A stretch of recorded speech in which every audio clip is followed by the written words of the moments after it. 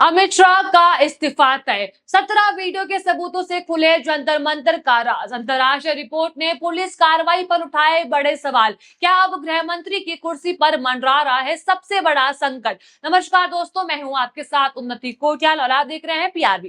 दोस्तों, आज की खबर बेहद गंभीर है, बेहद संवेदनशील है और सीधे तौर पर देश की राजनीति के सबसे बड़े चेहरों में से एक और केंद्रीय गृह मंत्री अमित शाह से जुड़े सवालों के बीच पहुंच जाती है। इंटरनेशनल रिपोर्ट में बड़ा खुलासा हुआ है। अब सवाल ये है कि आखिर ऐसा क्या हुआ कि जंतर मंतर और दिल्ली में हुए एक प्रदर्शन को लेकर एक अंतरराष्ट्रीय रिपोर्ट ने पुलिस की कार्रवाई पर गंभीर सवाल खड़े कर दिए हैं। सबसे पहले आप ये हेडलाइन देख लीजिए।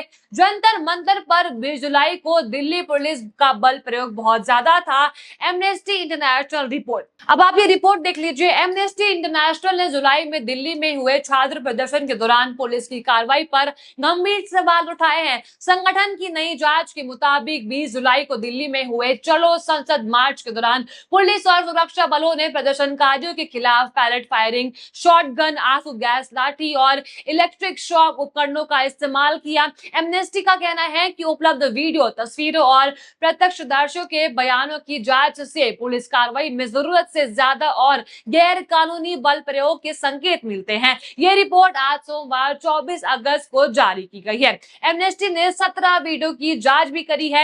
एमनेस्टी इंटरनेशनल के एविडेंस लैब ने दिल्ली में 20 जुलाई को बनाई गई 17 वीडियो की पुष्टि करी है। ये वीडियो जंतर मंतर, संसद मार्ग और कनॉट प्लेस के आसपास के इलाकों की है। जांच में पुलिस के अलावा रैपिड एक्शन फोर्स यानी आरएएफ और केंद्रीय रिजर्व पुलिस बल यानी सीआरपीएफ के जवानों का भी पहचान की गई है। संगठन ने बिहार के सिवान में 24 जुलाई को बनाई गई 2 वीडियो की भी यहाँ पे जांच करी है। यहीं से मामला और गंभीर हो जाता है क्योंकि पुलिस का पक्ष ये रहा है कि प्रदर्शन के दौरान बल का इस्तेमाल परिस्थितियों के अनुरूप और आवश्यकता के अनुसार किया गया है। वहीं रिपोर्टों की कथित दृष्टि प्रमाणों के आधार पर सवाल उठाया गया है कि क्या वास्तव में इस्तेमाल किया गया बल जरूरत के मुताबिक था या कहीं उससे आगे चला गया था। यानी एक तरफ पुलिस का अपना पक्ष है और दूसरी ही तरफ मानवाधिकार संगठन की जांच के सामने आने वाले कथित निष्कर्ष। अब असली सवाल ये है कि सच आखिर है क्या, और यही वो जगह है जहां स्वतंत्र और निष्पक्ष जांच जरूरत सबसे ज्यादा महत्वपूर्ण यहाँ पे हो जाती है।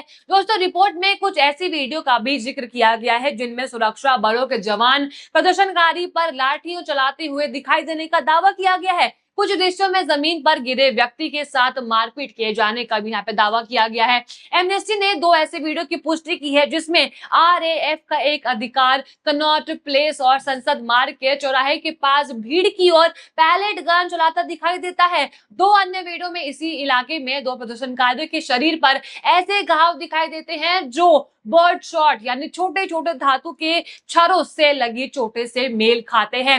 एमनेस्टी के अनुसार एक घायल प्रदर्शनकारी ने पहचान गुप्त रखने की शर्त पर बताया कि पुलिस पहले आंसू गैस का इस्तेमाल कर रही थी, लेकिन बाद में बिना चेतावनी दिए पैलेट फायरिंग, शॉटगन का इस्तेमाल भी यहाँ पर किया गया था और उसके मुताबिक उसके शरीर पर करीब 25 से 30 छर्रों के घाव हुए हैं और उसे अस्पताल में जाना पड़ा। संगठन का कहना है कि बर्ड शॉट कानून प्रवर्तन के लिए तैयार किया गया हथियार नहीं है। छोटे छोटे धातु के छर्रे अनियंत्रित तरीके से फैलते हैं और इससे प्रदर्शनकारी के साथ साथ आसपास मौजूद लोगों के गंभीर रूप से घायल होने का खतरा भी यहाँ पर रह जाता है। अब एमनेस्टी ने इसे भीड़ नियंत्रण में इस्तेमाल करने की पूरी तरह से रोक लगाने की मांग भी करी है। अगर इन वीडियो की स्वतंत्र जांच में यह साबित होता है कि किसी शांतिपूर्ण प्रदर्शनकारी पर जरूरत से ज्यादा बल का इस्तेमाल किया गया है तो निश्चित तौर पर सवाल उठना चाहिए कि आदेश किस स्तर पर दिया गए थे, किस अधिकारी ने कार्रवाई की निगरानी करी है, क्या बल प्रयोग के लिए तय नियमों का पालन हुआ था और सबसे महत्वपूर्ण, अगर नियमों का उल्लंघन हुआ था तो जिम्मेदारी किसकी होगी। वहीं ये सवाल है कि जिसे विपक्ष लगातार राजनीतिक मंचों पर उठा रहा है। अब कांग्रेस नेता राहुल गांधी समेत विपक्षी नेताओं ने की तरफ से भी इस पूरे मामले में जवाबदेही की मांग की गई है। विपक्ष का तर्क है कि गृह मंत्रालय के अधीन आने वाले दिल्ली पुलिस की कार्रवाई पर राजनीतिक और प्रशासनिक जवाबदेही तय होनी चाहिए, लेकिन सरकार और पुलिस की तरफ से आगे पक्ष सामने आता है कि पुलिस का कहना है कि प्रदर्शन के मैदान स्थिति बिगड़ती और भीड़ को नियंत्रण करने के लिए आवश्यक कदम उठाए गए थे। एक तरफ पुलिस कहती है कि बल प्रयोग न्यूनतम और परिस्थितियों के अनुरूप था, तो दूसरी ही तरफ मानवाधिकार रिपोर्ट के कथित वीडियो और के बयानों के आधार पर ज्यादा बल प्रयोग के आरोप यहाँ पे लगाए गए हैं। अब दोस्तों देखिए कि ये वही बिंदु है जहां हमें भावनाओं से नहीं बल्कि सबूतों से सवाल पूछने की जरूरत पड़ सकती है, क्योंकि अगर 17 वीडियो की स्वतंत्र फॉरेंसिक जांच होती है और अगर उनमें से किसी वीडियो में कानून के खिलाफ कार्रवाई प्रमाणित होती है तो जिम्मेदारी तय यहाँ पर होनी ही चाहिए। अब विपक्ष लगातार इस सवाल उठा रहा है कि अगर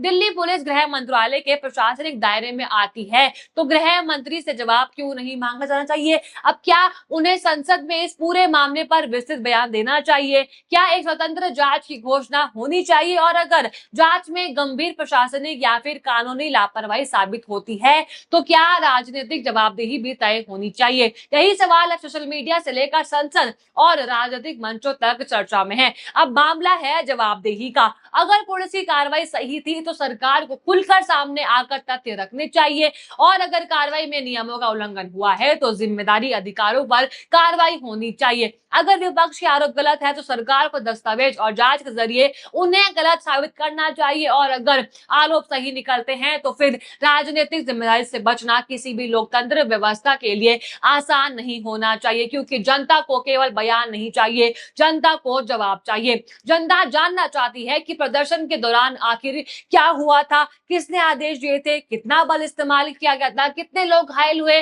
कौन कौन से हथियार या फिर भीड़ नियंत्रण उपकरणों का इस्तेमाल यहाँ पर किया गया था और क्या पूरे घटनाक्रम की स्वतंत्र जांच हुई है। इन सवालों के जवाब जितने स्पष्ट होंगे उतना ही इस विवाद का सच सामने आ पाएगा। तो दोस्तों अब फैसला आपको करना है, क्या इस पूरे मामले में एक स्वतंत्र और निष्पक्ष जांच होनी चाहिए या संसद में गृह मंत्री को इस मामले पर विस्तृत जांच जवाब देना चाहिए? आपको जो भी लगता है आप कमेंट में जरूर बताइएगा और आपको वीडियो अच्छी लगी हो तो लाइक करें, शेयर करें और बने रहिए PRB के साथ। धन्यवाद।